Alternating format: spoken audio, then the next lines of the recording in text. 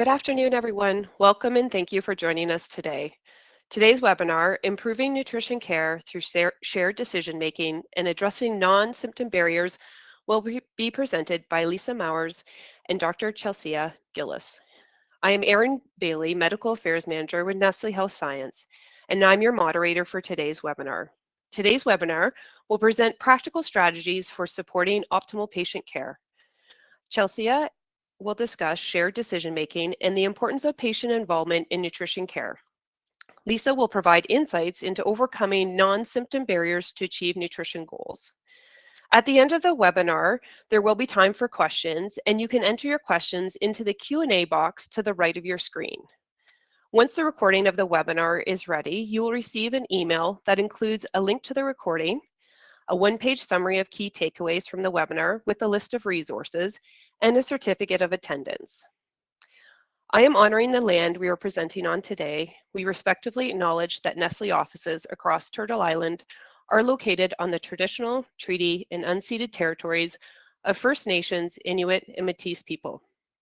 Indigenous people share a sacred relation with the land, and this acknowledgement is only the first step in learning more about our history and taking action towards reconciliation. I'd like to introduce our speakers for today. Chelsia is an assistant professor in the School of Human Nutrition and an associate member of anesthesia and surgery at McGill University.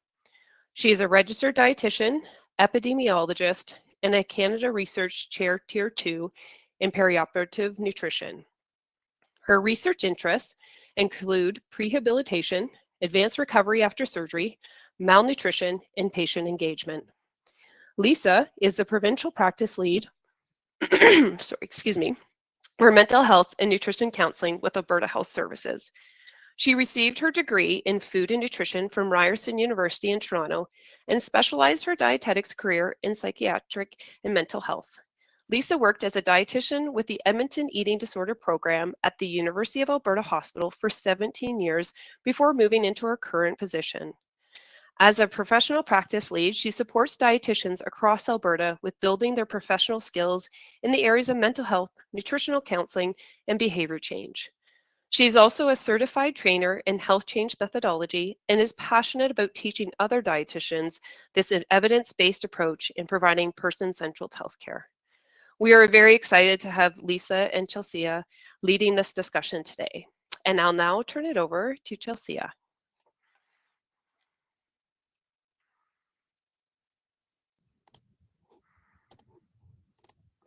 Hi, I'm just getting my screen going. 1 second. Do you see it? Everything? Yes, we can see your screen.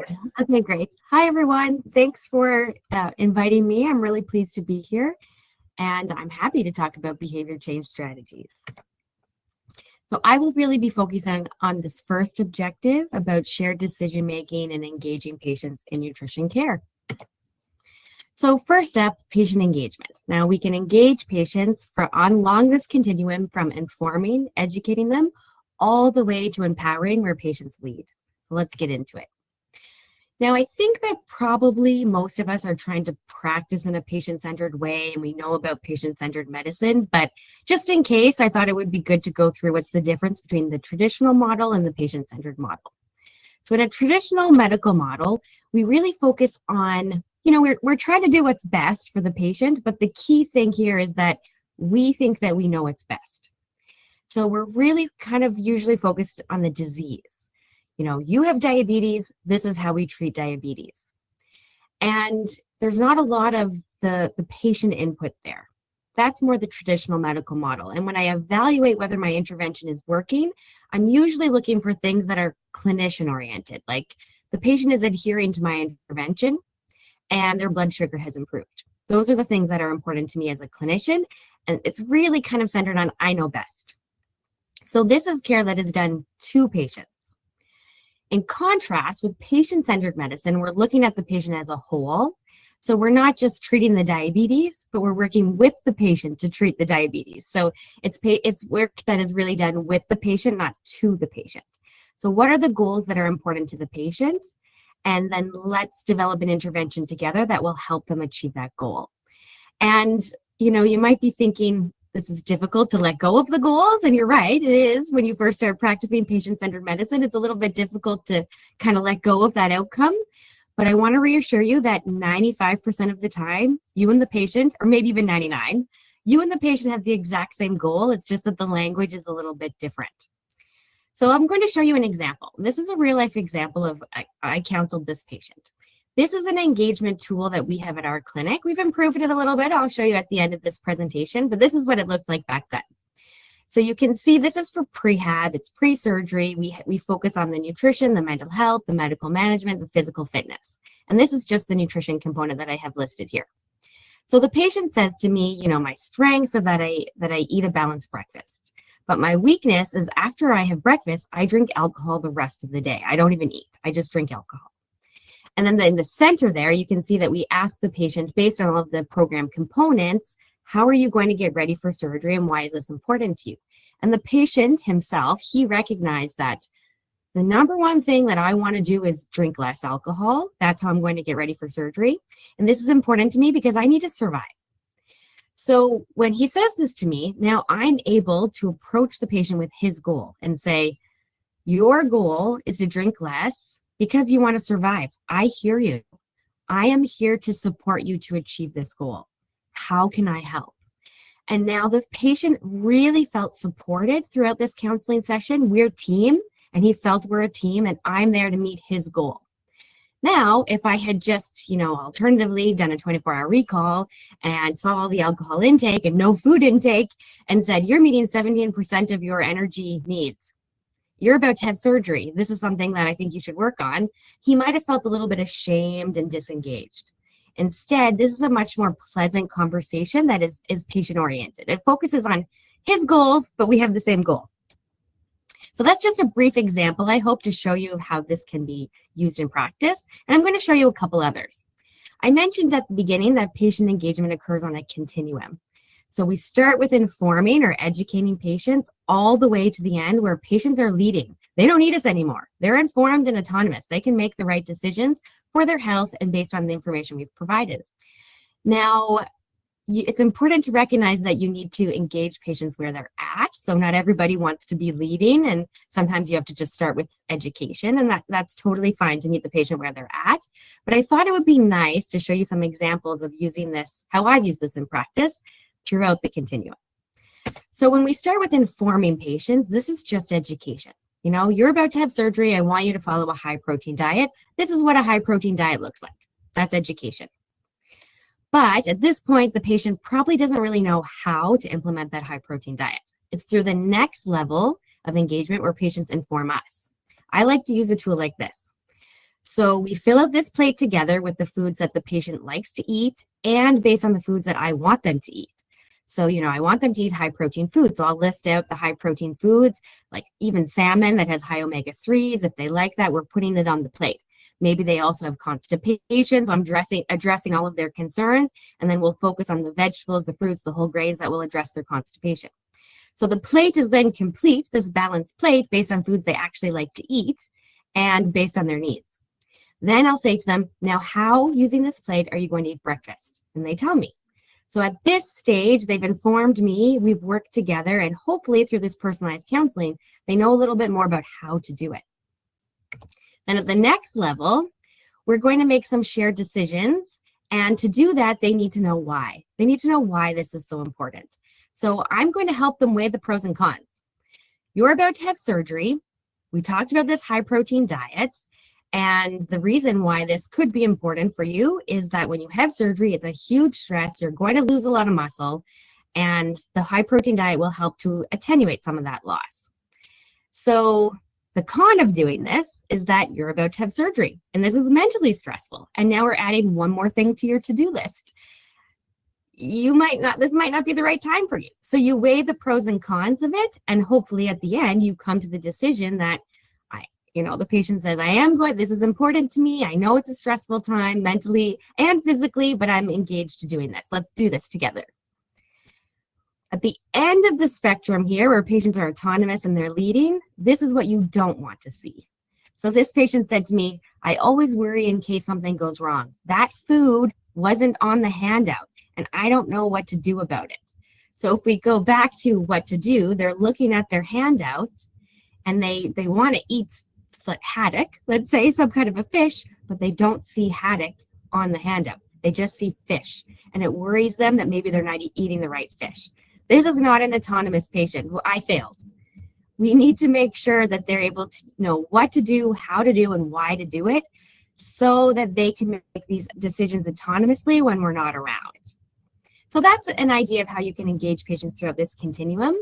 And I thought it'd be nice to talk a little bit about the benefits and show you some evidence too. Why do we want to do this? Because it's more effort, but I swear there are benefits. So when you tailor the interventions to the patient's needs, you've addressed their own personalized barriers, you're personalizing the intervention to something that works for them, they're more likely to adhere to it. And when they're more likely to adhere to it, and they make this decision together that they want to do it, that you're more likely to improve the clinical outcomes, right? Like you believe this intervention is going to work for them to improve their clinical outcome, but it's only going to work if they actually do it. So by working together with an intervention that it suits them, you not only meet your needs, the clinical outcomes that you were trying to achieve, and hopefully avoiding waste of your time, their time, and even resources, and you'll meet their outcomes. So the patient's satisfied, they've had a good experience, and you meet your outcomes that you've achieved their reduction in blood glucose or reduction in alcohol or whatever it is. So I hope you can see that it's mutually beneficial. And I'm going to show you some data that it does actually work. So this is based on goal alignment. And we use that handout that I showed you at the beginning. And we wanted to see in that center there, why is it important to the patient? How are they going to get ready for surgery? Does that goal for them align with the reason the surgeon referred them to us to begin with? Because surgeons refer our patients to us for, they need to lose weight or they need to gain weight or they're frail. So the surgeon has an idea of what goal they want that patient to achieve. Does that match the patient's goal? And is that important? So what we found, if you look on the y-axis here, you have the proportion of patients. And in the dark bar, you have the patients that did not achieve their referral goal. So they didn't meet the surgeon's aim. And in the gray bar, you have the patients who did. Now, if you look at this first set here, and I'm not sure if you can see my cursor, I hope you can, those first bars there, the patient and surgeon, their goal is not aligned. Most of those patients did not meet the surgeon's referral goal. Their goals were not aligned, and they didn't meet that goal. If you go on the far end here, this is where patients and surgeons had the same goal. They're aligned. And maybe not surprisingly, but when the goals were aligned, many more patients were able to achieve the surgeon's goal. So again, I really want to reinforce that when you do this kind of goal setting together, shared decision making together, it's mutually beneficial. The patient gets their goal met, and we get our goals as clinicians met as well. So that's a little bit about patient engagement, and I hope you're thinking now, I want to engage my patients better, but maybe I need to learn a little bit more strategy on how to do this. I need some behavior change techniques, and that's what we're going to talk about for the next few minutes. Now, this is an idea from my colleague Simon Bacon at Concordia University, and I really liked it. So we'll see how if it hits home for you too. So I want you to think for a second: is diet an intervention or is it an outcome? So think about it for a second and answer that. Is it an intervention or is it an outcome? And if we think about something that's not diet related, it might be easier to come to a conclusion. So high blood pressure. We want the outcome to be normal blood pressure, a good range. So to do that, the intervention is antihypertensive drugs. So is diet an intervention or is it an outcome? What Simon says is that the diet, he would argue, is the outcome, not the intervention. That the behavior change is the intervention. So I think probably many of you, and myself included, we often think of the diet as the intervention. We're giving a high protein diet because that we want the patient to follow this high protein diet. But if we start changing our mind a little bit to think following the diet is the outcome, and I'm going to implement a behavior change technique, that's the intervention that I'm going to implement to achieve that outcome, we might approach this problem a little bit differently. So what are behavior change techniques? There's a whole lot of them, a whole list of them. I just have a screenshot of a couple of them here. These are the active ingredients that will influence the behavior change. And if you look at the top here, we have goal setting. I just showed some data on goals as well. Goal setting is a behavior change technique. That could be the intervention that will achieve your nutrition outcome. You could also use monitoring, right? You know, you might have patients who think that they're eating healthy, but when they actually record what they eat every day, they realize that they're eating a lot of processed food or high energy foods, things like that. So monitoring could be that intervention that leads to the change in an outcome, which is nutrition. And to think through this, you have to really think through the process of the health behavior change. So we no longer just prescribe an intervention and hope for an outcome. We have to think about what behavior we want to influence and what is the mechanism of action. So that's what's missing a lot of the time in nutrition interventions, and myself included, is that I would prescribe an intervention and hope for an outcome, but I didn't put enough thought into what's the behavior I want to influence and how does that work? What's the mechanism of action that will actually lead to that outcome? And when you put some thought into that, you can start to plan and work with patients to develop really effective interventions that suit their needs. And I'll give you an example. So let's use an outcome of emotional eating. You have a patient who's a binge eater, and you talk to them. So in orange, we have the behavior. When you're talking to them, you get the feeling that they don't think that stress and anxiety is related to emotional eating. They don't think that they have any stress or anxiety at all in their life. And so, you know, maybe you want to understand if that's true or not. So the mechanism of action you're thinking is that I want to increase the patient's knowledge and awareness of stress and anxiety in their life, because this may be a trigger for emotional eating. So what I'm going to do for my intervention is give them a biofeedback device. So it could be something like this heart rate variability. So my intervention for them is to just look at their heart rate variability throughout the day, because I want to increase their knowledge of the stress and anxiety that they experience and the physiological stress, so their heart rate goes up and down, that they experience when they have these triggers. And through that, eventually I'm going to change this outcome of emotional eating. That's my nutrition outcome that I'm hoping for. And here, this is just one little piece of the puzzle along the way of improving this outcome of emotional eating, because here all we're doing is trying to make the patient aware. We're improving their knowledge. And I'm going to give you a personal example for a second. So this is data from my Oura Ring. So I'm wearing an Oura Ring right now. And this is, we're testing this out in a future intervention for patients. So that's why I'm wearing it. And you can see here, I was super stressed. Do you see that dot where I was super stressed? This is an email I got from the director of my program telling me I have to do so much more teaching next year. And my stress went through the roof, right? I got that email and I was immediately physiologically stressed. For 15 minutes, it says, and it took me 3 hours to restore back to normal. And if you ask my husband, I would always say to him, no, I'm not stressed throughout the day. No, I manage all of my stress. I cope with it very well throughout the day. So maybe I need some knowledge. So this biofeedback is helping me recognize my own stress throughout the day as well. And if that were to trigger emotional eating, then this is one way to start doing it. So the intervention is just to monitor the stress. So I hope that example is kind of helpful. There's tons of behavior change techniques you can think through and tons of mechanisms of action. So you have to think about what's appropriate for your patient and based on the conversations you've had with them.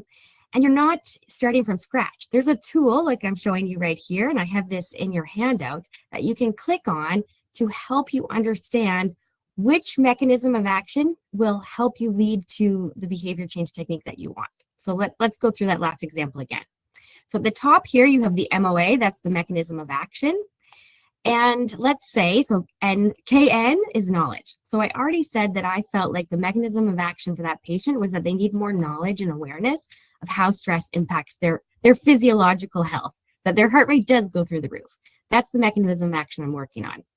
Now, if I want to improve somebody's knowledge, I can go through all the list of these behavior change techniques And here I find in green, so that means there is a link. If you look at the legend up here, there is a link to evidence that you can use biofeedback behavior change techniques like the heart rate variability to improve knowledge.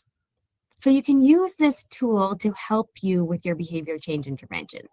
And if you look at the top again here, the BACA is about beliefs of capability. Biofeedback is not a really proven way. It's inconclusive. Whether biofeedback will increase somebody's beliefs about their capability of doing it. So if I want to actually increase that belief of capability, you could go up here and see what's in green, problem solving. So first, I've used biofeedback to help the patient increase their knowledge that they are stressed throughout the day, and maybe that's a trigger for their emotional eating, and maybe even to find out which are the triggers based on this biofeedback. Now, the next thing I might work on is their belief that they're capable of overcoming this, and to do that, we're going to problem solve together. So I hope that this tool is helpful to you, and I encourage you to start using it, and the link is in your handout. And the important thing here is that we don't want to have conversations with patients where we're just telling them what to do. And I understand we're all busy, and sometimes we are just trying to educate. And that is the first level of engagement, right? We have to provide our education. We're telling them what to do. But it's not effective in the long term. You might have patients who are immediately, terrified. They're about to have surgery. They're going to do everything you tell them because they're terrified. But then it's not sustained long term. We really want to empower patients to incorporate these behavior change long term. It has to come from them. We need to have conversations with them through motivational interviewing that allows them to come to these conclusions. And this is something we've known for a long time. So this is a quote from 1670. People are generally better persuaded by the reasons which they have themselves discovered than by those which have come into the mind of others. So the first thing that I would ask you to think about in your own practice is to fight the writing reflex. So try not to tell people all the time what to do. Instead, try to engage in some motivational interviewing. Now, this is just a primer, and I'm not an expert in motivational interviewing, but these are some skills to help you. And this comes from my colleague in Southampton, Chloe Grimmett, who is a behavior change expert. So one of the ways you can remember how to do motivational interviewing is to think about ORs. So you remember, we want patients to come to we want to encourage them to think about what are their goals, what are their own solutions. And to do that, we need them to talk. So O is for open-ended questions. And if you focus on questions that start with what or a how, you're most likely asking an open-ended question. What do you want to do? How does that influence your behavior? So those are open-ended questions that I encourage you to start using. A is the affirmation part. This kind of engagement takes a lot of trust. So you need to have a really good patient-clinician relationship. And through affirmations, that's one way to do that. And I'm not just talking about saying to the patient, oh, it looks like you ate better today or things like that. It might not even be anything to do with the diet. It's about really establishing that trust. And so it might be something like the patient says, I completely failed this week. I ate chips nonstop. I had emotional eating all the time. And you're going to say, I appreciate your honesty. So it's reinforcing the patient's strengths, their effort, and their commitment. It's not even necessarily about the diet part. In R, you're focusing on reflective listening. And again, this is more related to establishing that good relationship. You want the patient to feel heard. So, and you don't want to have a question when you're reflective listening. You want to make a statement. It sounds like blank. It's important to you that blank, because the patient hears the statement that you've said, and now they feel heard. It reinforces that they have been heard. And it might even be something like you can try to make it more positive. So the patient might say, I'm having a really hard time with this. And you might say something in your reflective listening to say, it sounds like you want things to change. And that's a positive way to have this conversation. And you're establishing that relationship, that you're building that trust together. Now, finally, in the S part, the summarizing, at the end of your session, or if you want to move on from a topic, you're going to summarize what the patient has told you. And this is the question part. Let me see if I understand so far. You've talked about this, you want that. Am I missing anything? And that's a good way to summarize it and move on to the next part. So this is a strategy you should start using to try to get the patient to open up and talk more. They should be talking more than you so that they come to their goals and solutions themselves with your guidance, right? It's shared decision making. One of the things that we like to use in our clinic now through Chloe, who taught us, the behavior change expert from Southampton, is this confidence ruler. So this could be something you could put in your toolkit. Let's go back to the patient who said, my goal is to drink less. So if he said to me, I want to drink less, I want to survive surgery, then I'm going to respond with, okay, so on a scale of 0 to 10, how confident are you that you'll be able to do that? And if the patient says a 1, it's a 1 out of 10. We might be feeling in our intuition to say, how can I get you to a 10? But that's not what you should really be doing here. Instead, you say, how come it's not 0? Because if it's a 1, that's a flicker of hope. So what is giving them that flicker of hope? That's what you want to fuel. You want to fuel that positive discussion. Why do they have that flicker of hope? Let's figure it out so that we can focus on the things that are working. And this is funny. This is what we can learn from a hostage negotiator, but I did this master class. This is Chris Voss. He's an FBI lead hostage negotiator, and his whole master class was actually on manipulating. So no, we don't want to manipulate our patients, but I really like one of these techniques because sometimes you have a problem with encouraging the conversation with patients, especially at the beginning when you're asking open-ended questions, but maybe it's not coming out naturally. So this is a technique you can use. It's called mirroring. You just repeat the last 2 or 3 words the patient said, and it gets them to keep talking. So here's an example. The patient might say, I'd like to change, but I don't know how. And you just say, don't know how? In a question. And that encourages them to say, yeah, I just don't know where to start. Don't know where to start. And then you keep the conversation going. So that might be a way to help you. And one of the last techniques I want to talk about is the barrier questionnaire. This comes from the COM-B model. And this is something that I like to use when a patient's having trouble meeting the prescription. They can't seem to put it into practice, and I want to understand what are the barriers. And the questionnaire is just, when it comes to the nutrition recommendations, what would it take for you to do it? And they check all the boxes that apply to them. So it might be they need to have more time, and that would be related to a barrier of opportunity. It might be they need to know more about what to do, and that would be about capability. Or it could be that they, in the orange, that they need to develop a habit of doing it, and that could be related to motivation. So if you know where those barriers lie, you can help them develop some tools to deal with that. And this is just an example of when we use tele-prehab and we use this questionnaire. We had patients at home doing nutrition and exercise interventions, and we wanted to understand what are the barriers that they're experiencing at home. And you can see that motivation was still an issue, and capability was the biggest issue. So in our next iteration of this program, we need to address those real barriers that patients have. But it's good for us to see where they are so we can address them. But, previously, opportunity used to be the biggest barrier that patients didn't want to come to the hospital. So you can see that tele-prehab improved the opportunity barrier, but gave us some new barriers, like the patients weren't capable of doing it. So interesting to figure that out. So this is my last kind of strategy slide, and I just wanted to show you our new handout that we've developed that we're now testing based on that earlier one I showed you.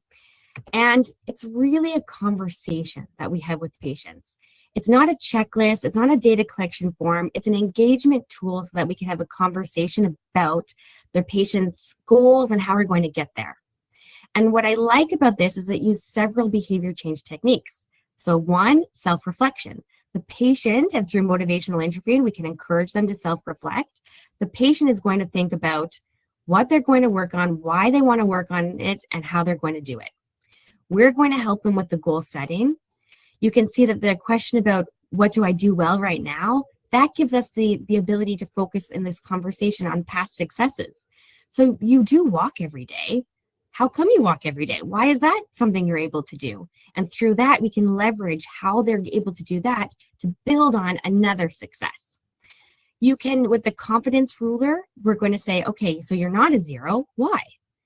So we can leverage, again, the positive things that they do for action, and we can develop an action plan for the new behavior. And then the pros and cons. So I mentioned this a bit earlier too. So what's the pro of doing this? What's the con of doing this? It's important to realize that if patients are a little bit ambivalent, they're not sure what they want to do, it's not because they're trying to be difficult, it's because they truly see cons in adopting this behavior. And this is something that I learned from Dr. Linda Edgar from our lab, who's also a behavior change expert. She said that if you keep trying to persuade the patient, say, no, it's not that bad, let's focus on the positives instead, they will drive their heels in further. So you really need to validate the cons. Like, yeah, this is a lot of work to get ready for surgery and to do another thing. That is a real drawback. Once you've acknowledged that con, they're more open to focusing on the positives too. So this is the handout that we're testing now, and it's really about that conversation. So here are some of my key points that I hope you've taken away. That patient-centered care is personalized based on the patient values and their outcomes that matter to them. But remember that patient-centered care, even though we're kind of letting go of the outcomes a bit, it will be mutually beneficial because most of the time we have the exact same goals, just with different language. And when we can develop a shared goal, the patient cares about that goal and they're more likely to adhere and improve their clinical outcomes and be satisfied with their care. There are tons of behavior change techniques that exist. And if we want to start using the Dr. Simon Bacon approach, which I think is a pretty cool idea, we stop thinking about nutrition as the intervention. We think about it as the outcome. And we start using behavior change techniques as our intervention instead. And there's so many resources that exist, and I've showed you some of them today. And I hope that you will take advantage of them and start to adopt them in your practice. So I want a big thank you for your attention. This is my lab, and you can see the arrow that says this could be you, because I am looking for a new master's or PhD student for the fall or the winter. So if you're excited about surgical care or patient engagement, I'd be happy to hear more from you. And if you have questions, my email is there as well. Thank you. So that's it for me, but don't go away because we have even more fun coming up with Lisa Mowers.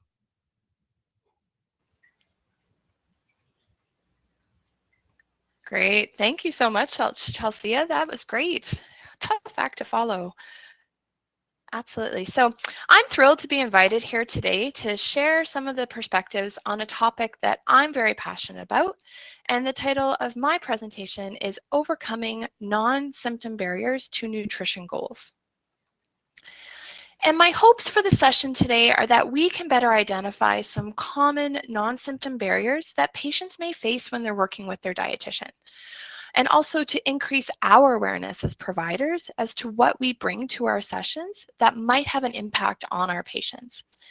And finally, we're going to explore some strategies and offer some sample phrasing to help us build that trust and rapport with the individuals that we work with. So as an aside, I recognize we all work in different fields and we may have different terms of reference for the populations that we serve.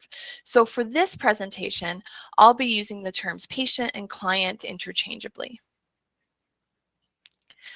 So I think as dietitians, we have all been there. We have all worked with patients and families that despite our best efforts may be stuck in their treatment and they're just not able to move forward with implementing some of the nutrition recommendations that we're offering. And we know that these scenarios are common and they're not the exception. In fact, in many cases, they are the norm. And a study of patients with cancer-related cachexia looked at dietitian-identified barriers to implementing nutrition advice, and they found that 89% of patients had at least one major barrier to following through with nutrition interventions, and 36% had two or more barriers. And so when our patients are experiencing barriers to achieving their nutritional goals, what we may see is simply the information that's being presented to us. And that might be evident by things like missed appointments or no-shows or a lack of follow-ups. Maybe our clients are saying all the right things, so they understand that nutrition is important and they're really enthusiastic about goal setting when they're in our offices. But then they come back a few weeks later and there just hasn't been any progress made, or maybe it's the opposite and it just doesn't feel like the information we're providing is a priority. And no matter how we try to package it, we just can't make that breakthrough in terms of helping our clients find their motivation to move forward. But what it could be what we're not seeing that is far bigger than the picture that what we're presented with. And there could be a lot more going on underneath the surface that is a lot larger and more complex than what we're considering. So it could be that our clients are seeing some challenges with communicating with us. Maybe English isn't the first language, or there's some literacy deficits.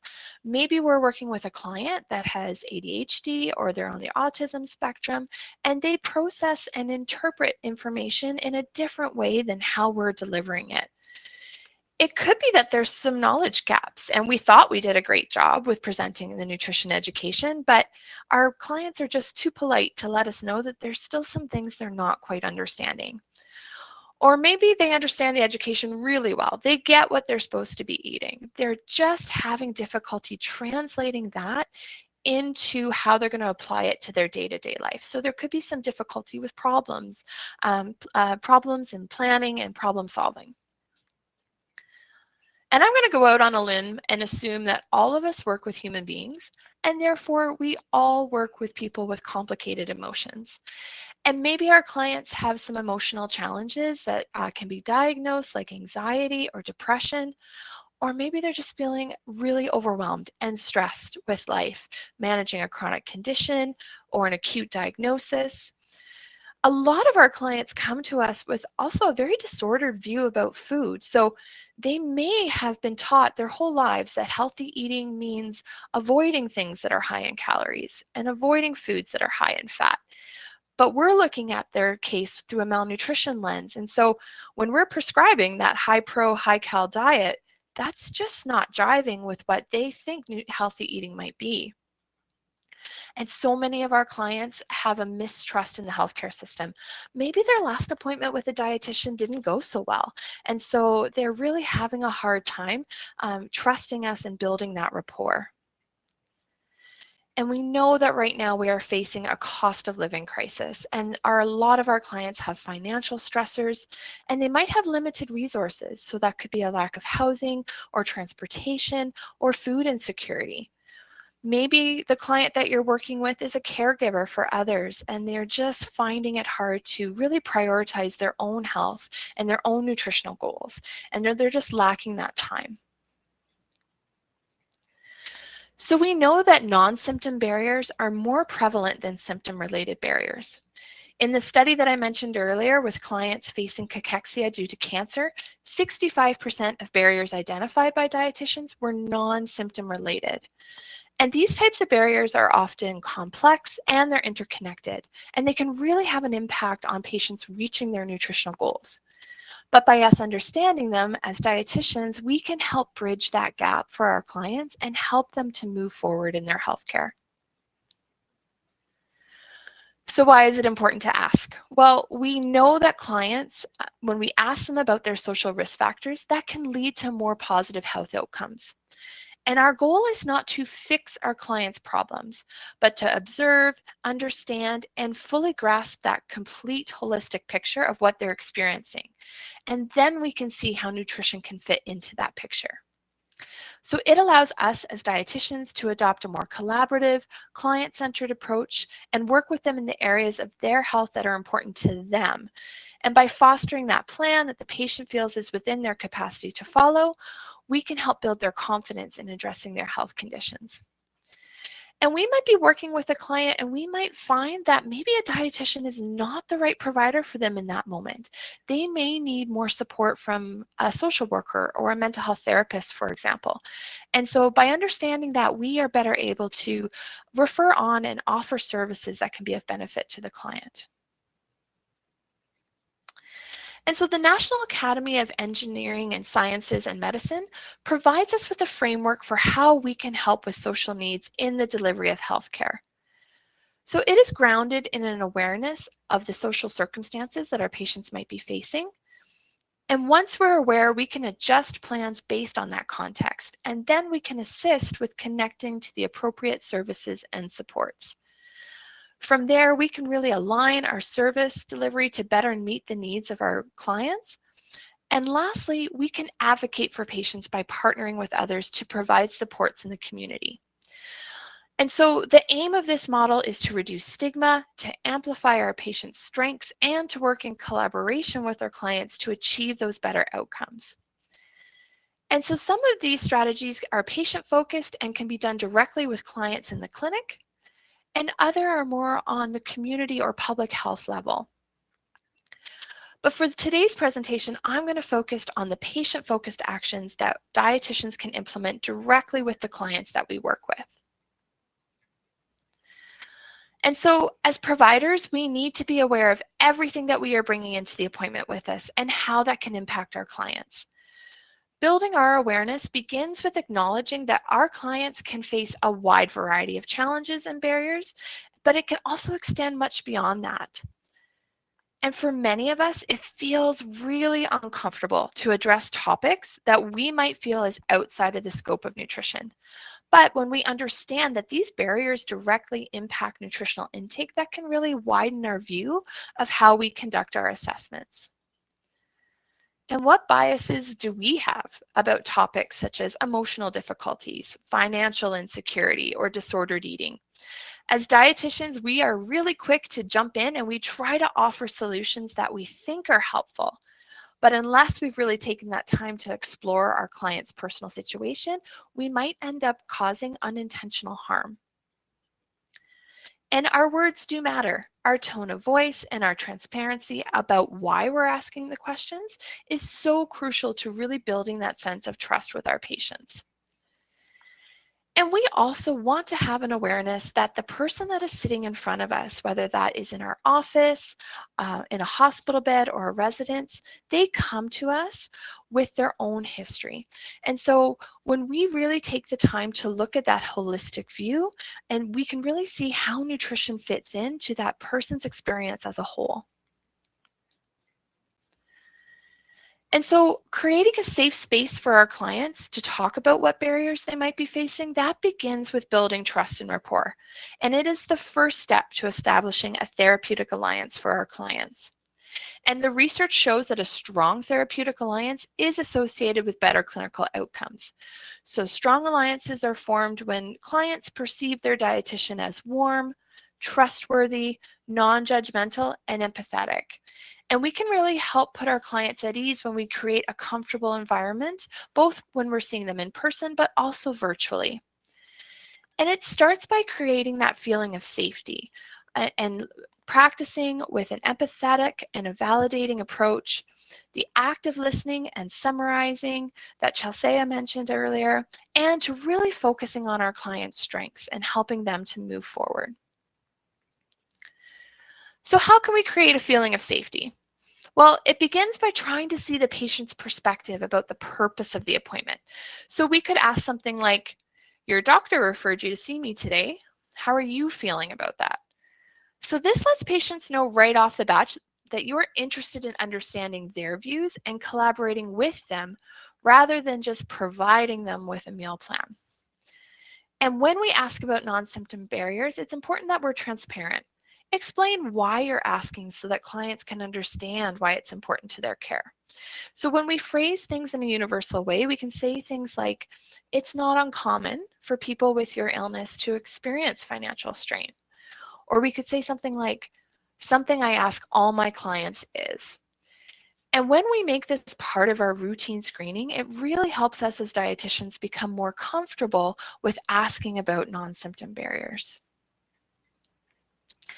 And when we're practicing empathy and validation, we ask for information with the intent of understanding the client's experiences and concerns, not necessarily to fix their problems. So validation is not about having all the answers. It's about listening to the client's perspectives in a non-judgmental way. And when we do this, we can really shift our mindset away from collecting information to getting to know our clients. And something that I often hear from dietitians is that when a client shares something personal or they have an unexpected emotional response in a session, dietitians don't know what to say. We tend to freeze, particularly when we thought we asked a really straightforward questioning. We might say, well, I asked about grocery shopping and my client broke down in tears and I didn't know what to do. And a phrase that will almost never steer you wrong is to simply say, I am so sorry this is happening for you. There's no need to follow that up with a but or to offer to try to find a solution. It's just a very simple but validating phrase that lets our clients know in that non-judgmental way that we really appreciate these barriers can have an impact on them. And if we feel we need to, we can dig a little bit deeper, and you might want to ask something like, in a word or two, can you describe how this is affecting your eating? And this can allow the client to really make that connection between how their barriers are affecting their ability to meet nutritional goals, but it also brings that topic of conversation back towards food and eating, which is the reason why we're working with them. But it can do it in a way that incorporates all the information the client is sharing and doesn't dismiss or invalidate those non-symptom barriers. So Chelsia gave us a great overview of active listening and summarizing. And active listening is that basic communication skill, but it's one that we often overlook as dietitians, particularly when we're going into the appointment with our agenda and the plan that we want to bring into the appointment. And so think about how often you ask your client a question and you listen for the part of their answer that you need in order to complete your chart note. There's a difference between listening to understand and listening to respond, and that requires us to be mindful. And when we summarize back what we're hearing from our patients, that can be such a wonderful way to build that safe space, because it says this dietitian has heard me and really taken the time to understand me. And it's also a great way to identify if maybe we misinterpreted something the client said. And so it can help us really have that accurate picture from our client's perspective. And I think as dietitians, many of us are trained to really focus on the gaps. So when we look at a person's eating patterns, we see where we can make improvements, and then we begin to strategize ways that we can jump in and offer an intervention. But it can feel very empowering to begin your sessions without judgment and really focusing on what the patient already knows and what they're already doing well, no matter how small that might be. So we might want to say something like, what is something you feel is working well? And you might find that your client already has a really strong knowledge base about nutrition, and we can build on that strength rather than pointing out areas where we think that they are struggling. And so it's much more empowering and less overwhelming for patients to really build on the strengths that they have. And that could be a positive behavior that they already are practicing, or it could be some other strengths that they can lean on in the community.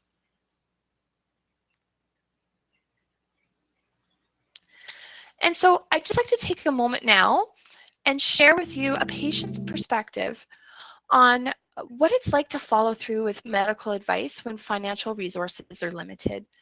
And when we hear directly from patients, that can help us to see beyond their symptoms. And when we can overlook non-symptom barriers like financial strain, we really risk causing that unintentional harm, and we can miss the mark for delivering effective nutrition care. So this woman's experience with navigating the healthcare system really illustrates how financial strain can be a big barrier for following treatment plans, even when the desire to do so is strong. But when we ask our patients about financial stress as dietitians, we can open that door to be more compassionate, have a tailored support, which can lead to better care and better outcomes.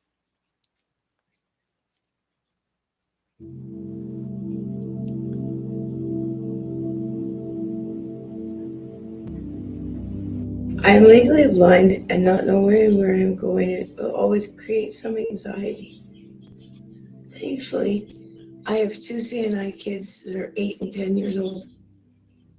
Once in a while, one of them will forget and walk me into a tree branch. For the most part, they were great for leading me around town.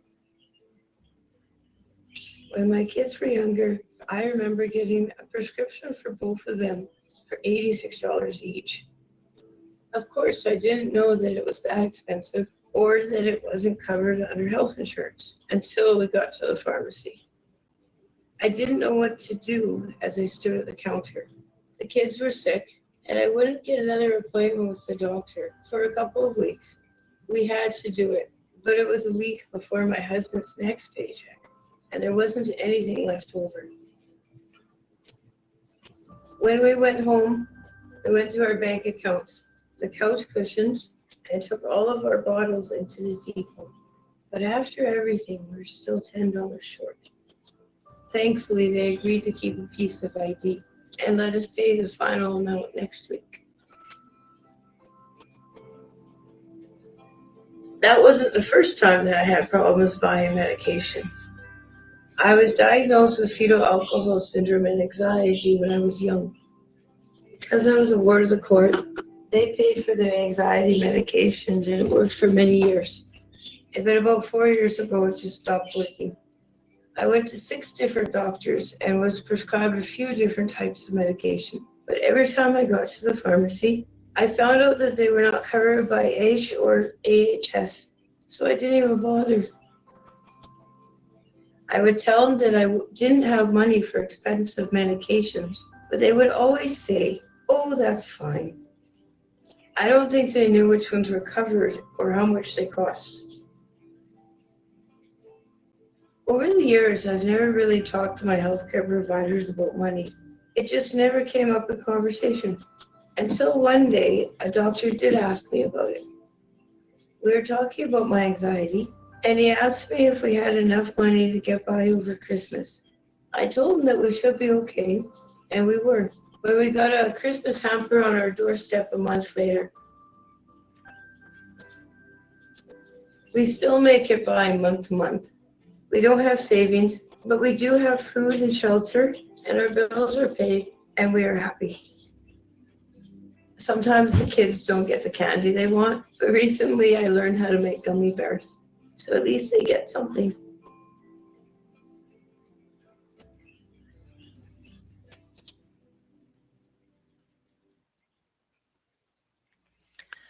So we know that those who experience food insecurity are more likely to have chronic disease, they have more frequent admissions to the emergency rooms, and a shorter life expectancy. But the impact of household food insecurity goes way beyond physical health and hunger. It can also negatively impact our mental health, our employment, our sense of belonging, and our inclusion in relationships. And something that really stands out about Creanne's story is when she says that over the years, I've never really talked to my healthcare providers about money. It just never came up in conversation. Yet we know that household food insecurity is a major concern in Canada, so why are we not asking about it? And I think for many providers, asking about finances can be a very uncomfortable topic. It can feel very personal for both for us as dietitians and for our clients. And often as dietitians, we're not sure how to phrase the question, and even more so, what do we do with that information if it is shared? Because we feel like we don't have the resources that we need to fix the problem. And because of that, we tend to avoid these types of conversations. But our role is not to fix the problem. It's rather to see that whole picture and showing that empathy and care. We want to make sure that we're not prescribing a dietary intervention that our clients can't afford. And when we do that, we're really making a more holistic picture of how we can conduct our nutrition assessments. So if you're interested in learning more, I've attached a link which will be in the key takeaway handout that you'll be receiving via email. And this is to the Alberta Health Services Household Food Insecurity Actions in Healthcare webpage. So there's a lot of really valuable resources here about how to address household food insecurity, screening questions that are validated. There's templates for funding support letters that you can use, as well as our nutrition guidelines for household food insecurity. So if you're interested in some more resources, that's an excellent place to start. And so my key takeaways from this session today are that clients face barriers to following nutrition advice, and these are common, they're complex, and they're often not related to their health condition. And as dietitians, we can help to identify these barriers by increasing our own awareness and adjusting our treatment plans. And when we take the time to create that trust and build rapport with our clients and address their barriers with compassion, that can lead to a better overall healthcare experience. So thank you so much for your kind attention, and I will turn it back over to Erin. Great. Thank you so much, Lisa. I'd like to thank Lisa and Chelsia for sharing with us this insightful information today. It was extremely helpful for clinicians. We do have time for some questions. So if you have any questions, you can enter them into the Q&A box to the right of your screen. And I actually do have a few, and I'll get Chelsia on the screen. There we go. Oh, perfect. So this is a first question. Do you have any strategies on how interdisciplinary teams can collaborate more effectively to support shared decision-making in nutrition? I mean, that's a tough one, but strategies, I think, Lisa, jump in if you have an answer, because I don't have a solid answer. I'm just coming up with one. I think it really begins with having those conversations within your teams, right? And making sure that everybody is on the same page. Do they value the person-centered care and that model versus the medical model that Chelsia presented earlier? Is everybody on the same page? And that can make such a difference when the whole team is seeing the value in approaching our clients with this shared decision making and really valuing their input. It can be really difficult if you're the only dietitian on your team and this is your passion, but you're not being supported by your colleagues. So I think it begins with patient rounds, with team meetings, and really trying to bring that focus forward. I think that's a really good point. I don't have any really good strategies. I think that it always comes down to kind of the credibility too. So you're when you have that buy-in that you're a credible member of the team, then nutrition gets more value too. I don't know if that's what it's getting at, is that nutrition is a valuable part of this care plan, and usually the patients, that's what they want. So if they want to be focused on patient-oriented outcomes, nutrition almost always comes up from the patient point of view. Perfect. Thank you.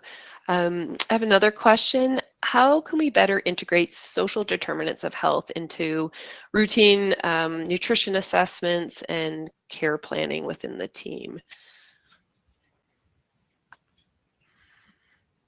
So for one of the things that we do, we have a food insecurity questionnaire that we use now.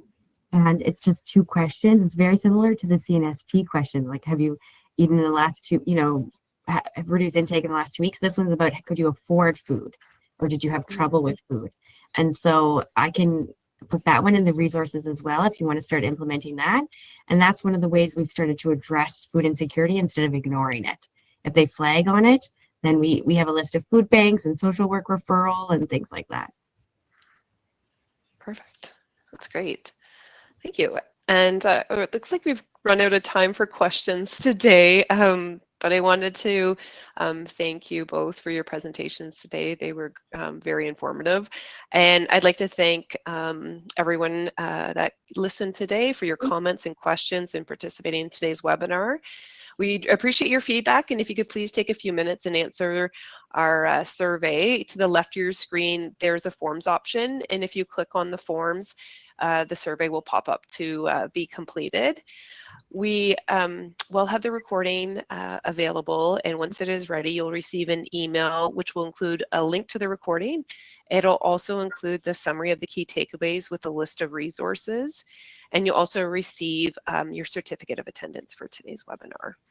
So we'll end the webinar now, and I hope everyone enjoys the rest of their day. Thank you for your time. Thank you. Thanks so much.